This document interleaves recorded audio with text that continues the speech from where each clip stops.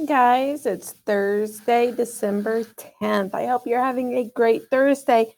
It's like baby Friday. It's almost Friday, but we're not quite there yet. On Monday, we made index cards with our sight words on them. So we are going to play I Spy. So lay your sight words out. If you need to take a moment and go find your sight words or lay them out, go ahead and pause your computer and lay your sight words out. Good. Now that you've got your sight words laid out, I am going to say a word or a clue about a word, and you're going to pull that word out of the pile. So I spy a word that starts with the P. A word that starts with a P. What word do I spy? If you have the word pull in your hands, you would be right. Good job. Let's try another one. I spy the word that has at the beginning. At the beginning. Go ahead and pull the word that has at the beginning. Pause your computer if you need to find that word. If you have the word more in your hands, great job. I spy a word that has the beginning ol and the ending g. This word has the beginning sound of ol and the ending sound of g. Which word am I thinking of? If you said long, you would be right. We'll do two more. I'm thinking of a word that has at the end of it. This word has the word at the end of it. Which word am I thinking of? If you said teacher, you are correct. Last one. This word begins with the word sound, duh. Duh. What is my word that starts with duh? Pause your computer and go ahead and look for that. If you said done, you are correct. Good job.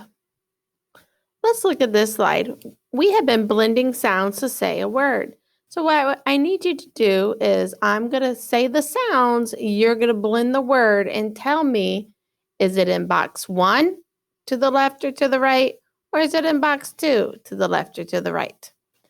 If I say desk, which picture matches the word when you blend it together? Desk. If you need to pause your computer to think about that, go ahead. When I blend those sounds, desk, together, I get desk. So it's in box 1 to the left. Let's try another one. What if I said aft? Aft. What is that word when I blend those sounds together? If you said raft, you would be right. And the picture is in box 2 to the right. Good job. On this one, we are going to count the sounds that you hear in a word. And when you count them, I'm going to drag the number to the yellow box. So if I say the word ants, that one's kind of tricky. Ants. How many sounds do you hear? Go ahead and pause your computer and try it yourself. Ants. When I blended those sounds together, I got the word plants, and I have 5 sounds in the word plants. If you said 5, pat yourself on the back and say, I'm so smart. Let's try another one. What if I said the word west? West. How many sounds do you hear in west? Go ahead and blend those words. I accidentally said the word. How many sounds do you hear in there? If you said 4, great job.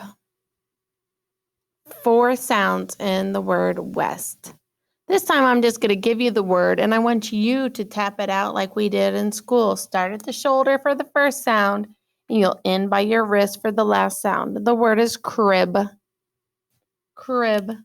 How many sounds do you get in crib? K-R-I-B. 4 again. Good job. Counting sounds and sounding out words help us to become better readers. Let's look at this. Remember, when we change a sound in a word, we will make a new word. So we're going to practice changing sounds and letters in a word. So if I have gr as in great, and I take away the gr and I just say g, what is my new word? I had gr as in great, but I took away the gr. What is my new word? If you said gate, you would be exactly right. Let's do another one. Let's change the ol in bell. So I have b-e-ol. I want to take the ol and change it to olt. Olt. What is my new word? So I took away ol in bell and put olt. If you said belt, you are exactly right. Good job. Today we have 2 goals. Our first goal says, I can read words with suffixes ly and ful. So when we add a suffix to the end of an ly or to a word, a base word, it changes the whole meaning. Let's watch this video and look at it. Where it has 3 suffixes, but we're only going to focus on ful and y. Ful means full of. And then y means having or full of. So let's listen to the video. Hello, boys and girls. Today we will be learning about suffixes. Suffixes are word parts that we add to the end. Oops, sorry. Hello, boys. Say, I am hopeful. Hope. But if I want to change it into hopeful, then I add the suffix ful. Hopeful. When I add ful, that changes the meaning. Ful means full of. So when I say I am hopeful, that means I am full of hope. Slow. S-L-O-W. Slow. If I want to make slow into slowly, then I add ly. Slowly. When I add ly, the suffix, to a word, it changes the meaning. Ly means in a way that is. So if I say, I need you to move slowly, that means I need you to move in a way that is slow. Snow. S-N-O-W. Snow.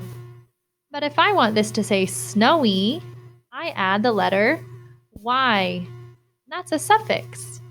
When I add the letter Y as a suffix to snow, it changes the meaning. This suffix means having or full of. So if I say, my yard is snowy right now, that means my yard has snow in it, or it's full of snow. Hopeful, slowly, snowy. When I add ful to the end of hope, ful is what gives us the sound full at the end of hope. Hopeful. Ly says lee at the end of slowly. And y says e at the end of snowy. Let's look at some more words now with the suffixes full, ly, and e at the end. see whether we are going to find F-U-L, L-Y, or Y at the end of these words. First base word is joy. Joyful. That means I am full of joy. Sad. Sadly. Sadly, I cannot come play today. Use. Useful. These tools are very useful. Let's try some on our own. Here we have the suffix y means having or being like something, and the suffix full means full of. The suffixes y and full change a base word to an adjective. So my base word is worth, and the suffix is y. My new word is worthy. So it's having worth. So then the next one, my base word is waste, and my suffix is full, and my word is wasteful. I am full of waste, meaning you are throwing things away. You're being wasteful if you use way too much of it or you don't use it at all, but you have it. Like Miss Jones is very wasteful with fruits and vegetables at home. I end up throwing them all away. So let's look at bossy. Boss means a person in charge. So your mom and dad can be your boss. Maybe if mom and dad are gone, you have a brother or sister or a babysitter that is your boss. But if you change it to Y, add Y to the end, you have bossy. And that is in a way of that someone likes to do something. It changes boss to bossy. Someone that is bossy to you will tell you to do something. Like the bossy man told us to be quiet. He was in a way of being a boss. I have snowy. They talked about this in the video. My yard was full of snowy. Restful. Rest plus full equals restful. I am full of rest. And help plus full equals helpful. I am full of help. Let's try some together. What if I have sleepy? What is my base word? What is the base word? Well, it would be sleep. And my suffix would be y. So I'm in a way of sleep. So I am sleepy. I am feeling sleepy. That means you are in way of sleep. Let's try another one. I have joyful. Which one would be my base word? And what would be my suffix? So I have the word joy. Oops, that's not a very good line. Joy is my base word. If I add full to the end of it, I am full of joy. That means I am happy. I am full of joy that I am happy. Let's look at this last one. Pause your computer and see if you can figure out what the base word is and which one is the suffix. My base word in careful would be care. Like I care for each and every one of you. And my suffix would be full. I am full of care. So if I am careful, I am making sure that I watch what I'm doing. I'm full of care. And then last one is rainy. Can you find the base word and which one is the suffix? If you would like, please write the base word down in your notebook and underline the base word and put a box around the suffix. So if it is rainy, rain is my base word. And E for the Y is my suffix. So it is in a way that is rain. So rainy. So it is rainy outside. Let's try a couple more. In your notebook, I want you to write down the word playful. Then underneath it, or you can do it to the same word, I want you to underline the base word, and I want you to put a box around the suffix. Playful. Pause your computer if you need to do that. When I find the base word, I know it is play. Because that alone can stand by itself. If I took the word full away, play can stand all by itself. And it has the meaning of play, like you like to go play at recess. And the suffix would be full. I am full of play. Like you guys are playful when you go to recess. You are full of play. Try the next one. I have the word lucky. Go ahead and write the word lucky and underline the base word and draw a circle or a box around the suffix. What did you put down for the base word? If I was looking at the word lucky, the base word would be luck. Because if I take the Y away, luck can stand on its own. It means like if you have good luck if you find a 4-leaf clover. And then E or the Y will be the suffix. And it's in a way of, that is lucky. I was lucky to get you guys in my class this year. Let's try 2 more. The word is messy. Which one is the base word? Which one is the suffix? If I'm looking at this, I have the base word of mess. I put the line way too far up there. Mess. Because mess can stand alone if I were to take the Y away. Like my sons like to make a mess of the house while I am gone. In the Y, the E, mess E, is the suffix, and it's a way of a mess. Let's try one more. Try this one on your own. Bumpy.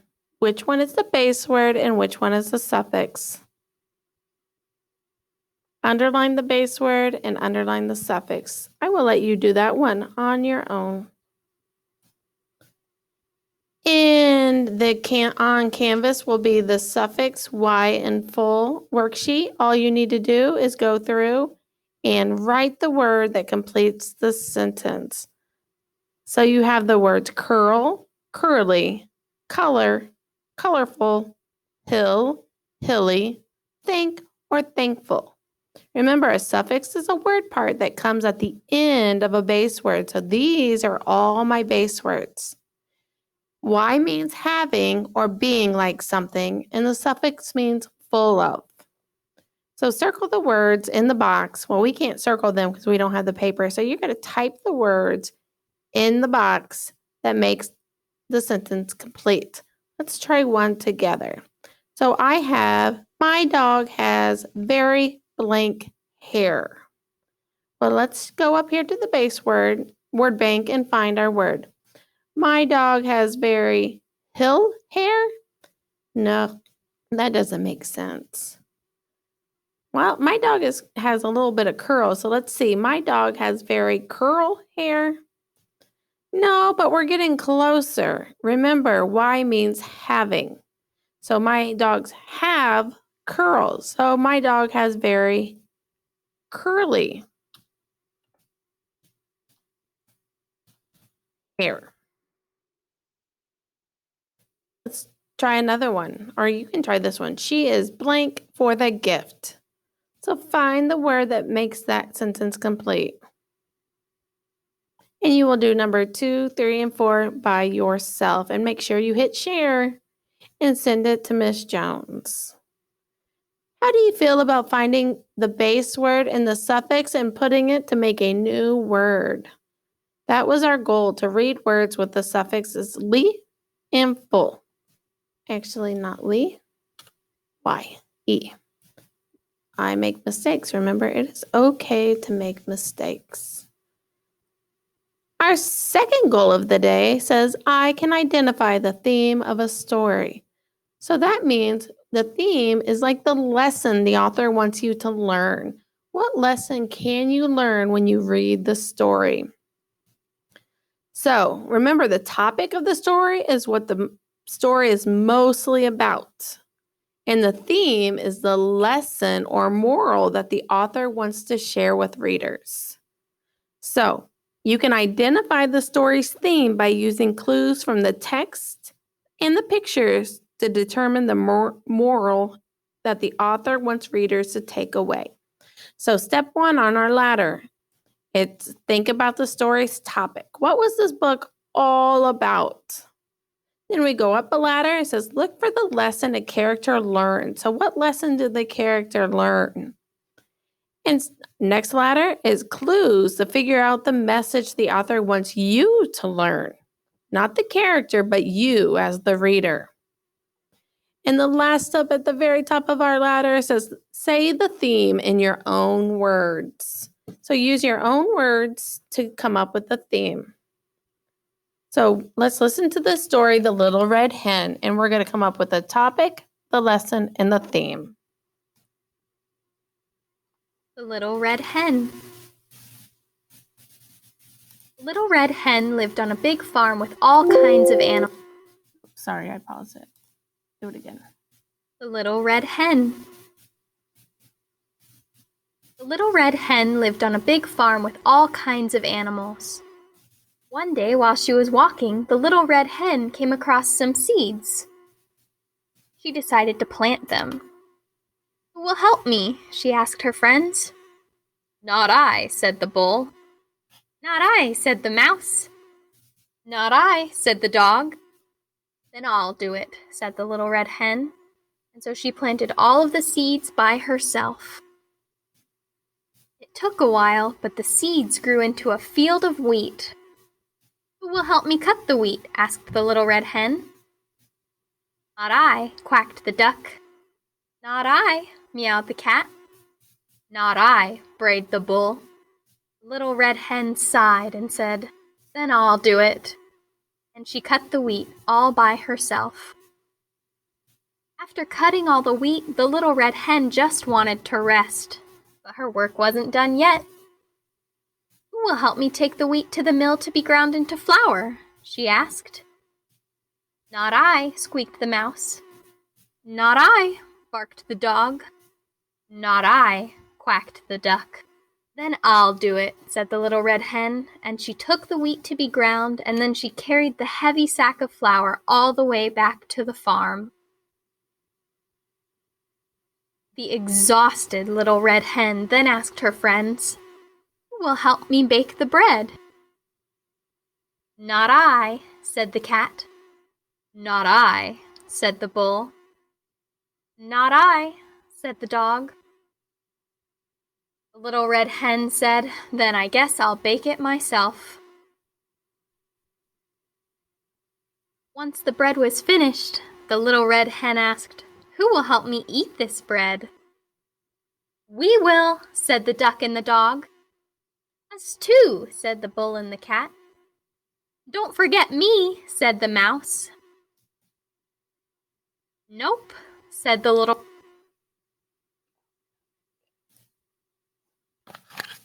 Red Hen. The dog. Us too, said the bull and the cat. And don't forget me, said the mouse. Nope, said the Little Red Hen. This bread is for those who worked on it. And then she relaxed and enjoyed all of her hard work. Thanks for watching. Well, let's go back and see, what was the story mainly about? What was it all about? So the Little Red Hen, it was all about how the Little Red Hen made her bread.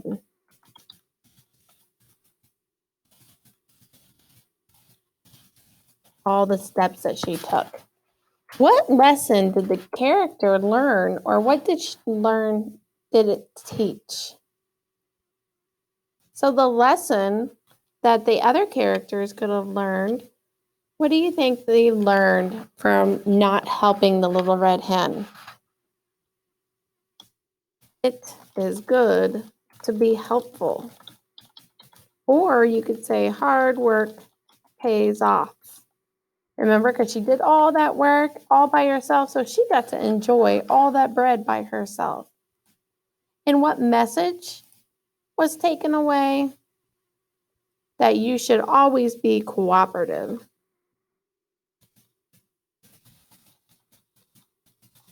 And that means that you should actually be cooperative and help somebody. Those other animals were not cooperative. They were like, no way, I'm not doing it. I'm not doing it. They only wanted to benefit from eating the bread. And Little Red Hen said, nope, I did all the work, so I get to eat by myself. Let's try another one. Let's try the 3 little pigs. The 3 little pigs.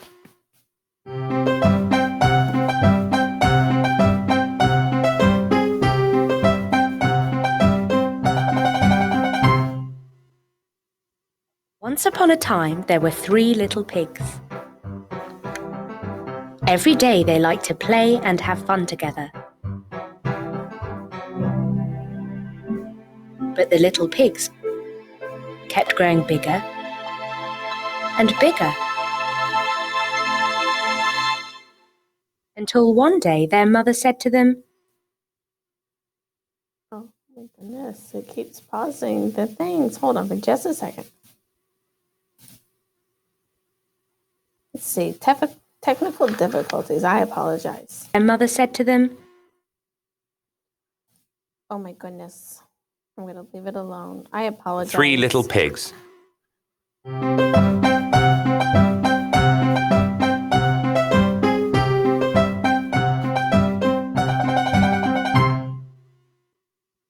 Once upon a time, there were 3 little pigs. Every day they liked to play and have fun together. But the little pigs kept growing bigger and bigger, until one day their mother said to them, "You pigs have grown too big to live here with me in this small house. It is now time for you all to go and build a home for yourselves. But when you do, take care that the big, bad wolf does not catch you, because if he does, he will gobble you up." So the 3 little pigs decided to go and build their own houses, and off they went into the big wide world to start their adventure.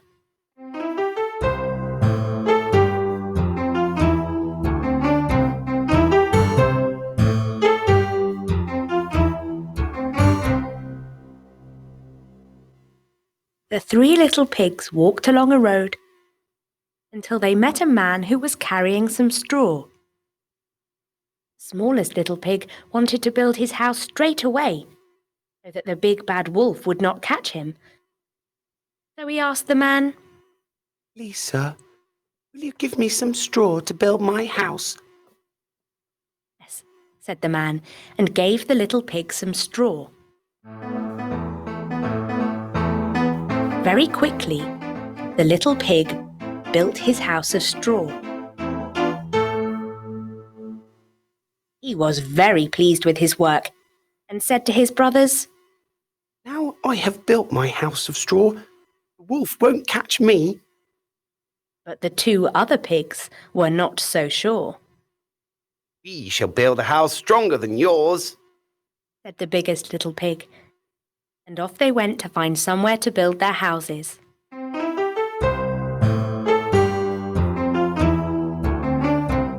The 2 little pigs walked further along the road until soon they met a man who was carrying some sticks. The middle-sized pig also wanted to build his house quickly so that the big bad wolf would not catch him, and said to the man, "Please, sir, will you give me some sticks to build my house?" "Yes," said the man, and gave the little pig some sticks. quickly, the middle-sized little pig built his house of sticks. It was stronger than the house of straw, and he was very pleased with his work. Now I have built my house of sticks. The wolf won't catch me, he said. But his big brother was not so sure, I shall build a house stronger than yours, said the biggest little pig, and off he went to find somewhere to build his house. The biggest little pig walked further along the road until finally he met a man carrying some bricks. Please, sir, will you give me some bricks to build my house? He asked. Yes, said the man, and gave the biggest little pig some bricks. The biggest little pig built his house of bricks. It took a long time to build.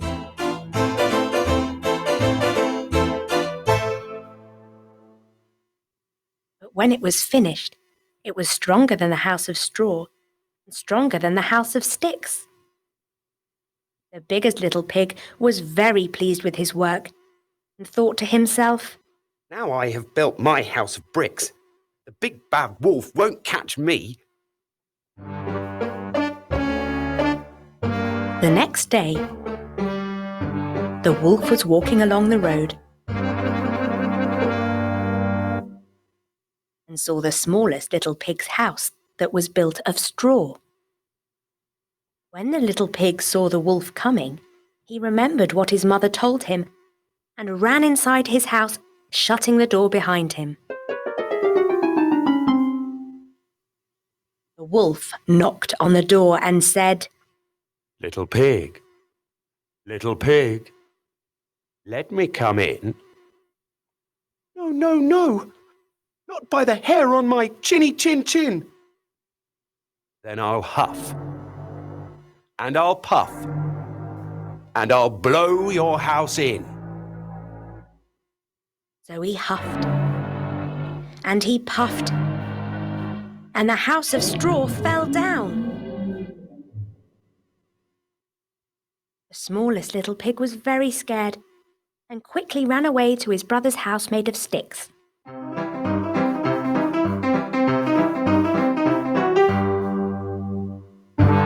The next day, the wolf walked further along the road.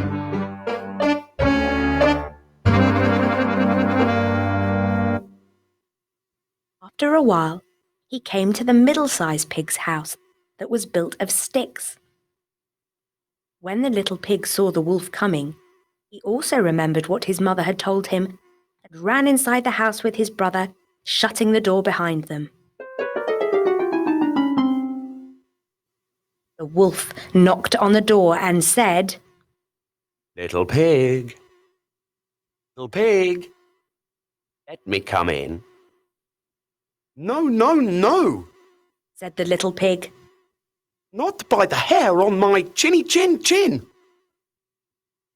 Then I'll huff, and I'll puff, and I'll blow your house in. So he huffed and he puffed, and the house of sticks fell down. The two little pigs were very scared and ran away as quickly as they could to get to their big brother's house made of bricks.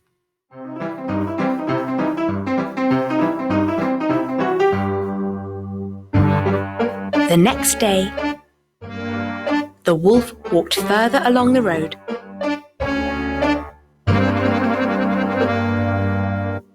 until he came to the biggest little pig's house that was built of bricks. When the biggest little pig saw the wolf coming, he ran inside the house with his brothers and shut the door behind them. The wolf knocked on the door and said, Little pig, let me come in. No, no, no. said the little pig. Not by the hair on my chinny chin chin. Then I'll huff, and I'll puff, and I'll blow your house in. So he huffed, and he puffed, and he huffed, and he puffed, and he huffed, and he puffed. But the house of bricks would not fall down.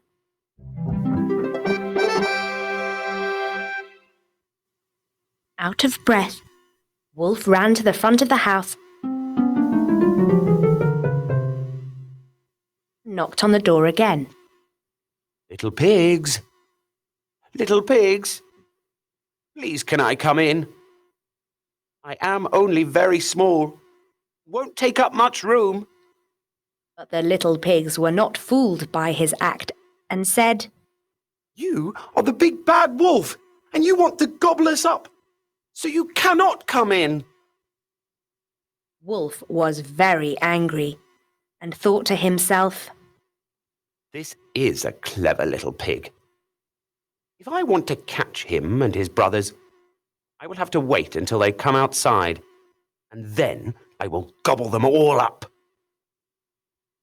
So the big bad wolf sat under a tree by the house and started to wait.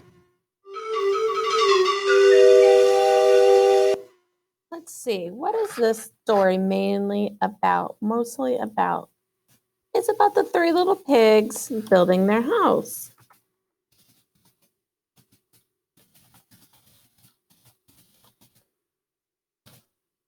What lesson did the characters learn? What lesson do you think the other two pigs learned?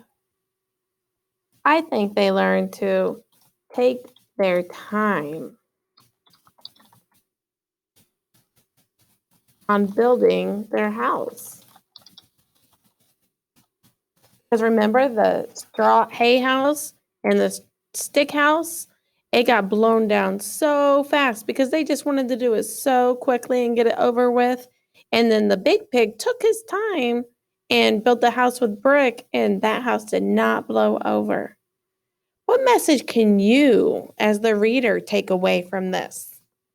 Miss Jones says this all the time. Finishing first does not mean you will win a prize when you're doing your schoolwork. So the lesson could be take your time and slow down. That could be the lesson you learn from listening to this story. So on Tuesday, we read Waiting is Not Easy. This book is a fantasy book. Do you know what it means to be a fantasy?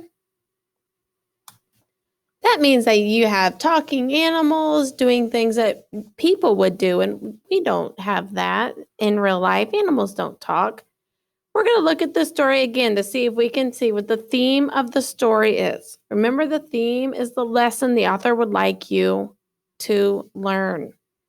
Do you have a guess on what you think the theme may be? If you do, go ahead and pause your computer. Let's go ahead and get started. Gerald, I have a surprise for you. Yay! What is it?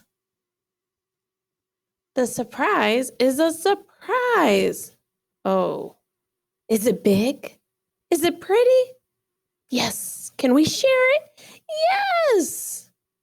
What's happening so far in this story?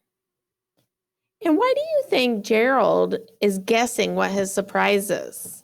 Why do you think he cannot just wait to figure it out or have Piggy tell him? Why do you think he keeps guessing? Have you ever had a surprise where you guessed of what it was? Let's go to another page. I cannot wait. You will have to. Wait? What? Why? The surprise is not here yet. So I will have to wait for it? Yes. How do we think Gerald is feeling right now? How did his feelings change from here to here? Groan. Should we behave like Gerald if we have to wait for something? Like waiting in line to get your lunch or waiting in line to go down the stair or slide at recess? Should we wait like Gerald? And how do we know if he's feeling happy, sad, upset? How do you think the author let us know? Pause your computer. Let's go to the next page. Oh, well, if I have to wait, I will wait. I am waiting. Let's take a minute and use text evidence to identify the topic. What do you think the story is mainly about so far? Go ahead and pause your computer and write in your notebook. I think it's about being patient. Oops, sorry, I spelled it wrong. Or Gerald is waiting. That's mainly. And what is he waiting for? He's waiting for his surprise. That is what the story is mainly about so far. Let's continue reading. Waiting is not easy. Piggy, I want to see my surprise now. I am sorry, Gerald, but we must wait. How is Gerald showing he is not very good at waiting? How is he showing that? Well, let me think. Right here, I see that he's screaming because of the exclamation marks. I see that he's shaking Piggy. And then here it looks like he's like looking all confused, like, what? I have to wait longer? Groan. I am done waiting. I do not think your surprise is worth all this waiting. I will not wait anymore. Okay, I will wait more. It will be worth it. How did Gerald's feelings change from I'm not waiting to okay, I'll wait? How do you think his feelings changed? I think he's very angry right here. He's like, I'm done. I'm not doing this anymore. And then over here, it's just so exciting for him and he can't stand it. He wants to wait so he can figure out what it is. Groan. Piggy, we have waited too long. It is getting dark. It is getting darker. Soon we will not be able to see each other. Soon we will not be able to see anything. We have wasted the whole day. Well, how is Gerald feeling? He does not look very happy. He does not sound very happy because he is doing lots and lots of yelling. We have waited and waited and waited and waited. And for what? For that, as he points up to the sky. This was worth the wait. I know. Tomorrow morning, I want to show you the sunrise. I cannot wait. So the story was all about being patient. Gerald was not very good at being patient, was he? Do you think he was? So the story was all about the waiting. How do you feel about identifying the theme or the lesson of a story?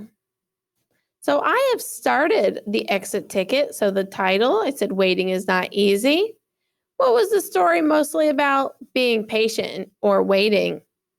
So I want you to go back through the book and I want you to think of what lesson do you think Gerald learned? What lesson do you think he learned? And what can you learn from reading this book about Gerald? What can you learn? So I want you to go ahead and type in these boxes. What lesson does Gerald learn? Use your text evidence to know what the author wants you to learn. And then I want you to say, what can you learn as the reader? And write that in there. And think about the topic, being patient or waiting. Remember, we have a spelling test tomorrow. Our words are jump, lamp, went, fast, must, ant, trap, drum, trip, grin, and our two extra words, our challenge words, are pants and jumped. Thank you for joining us. I can't wait to see or hear from you tomorrow. Bye-bye.